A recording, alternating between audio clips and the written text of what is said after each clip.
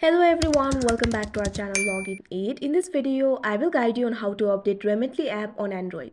So if you also want to update Remitly app on Android, this video is just for you. Follow the simple steps and you'll be able to do it. So first of all, what you have to do is launch open Play Store. You can see over here Play Store is opened.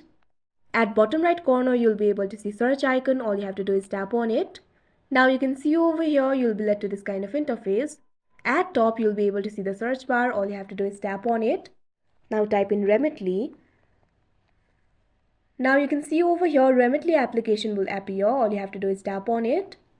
Now you can see over here you'll be led to this kind of interface. You can see two options over here, uninstall and open.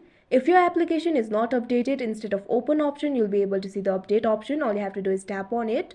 After that, wait for a while and your application will be updated. So that is how you update Remitly app on Android. I hope you found this video helpful. Thank you for watching. Make sure to like, share and subscribe to our channel.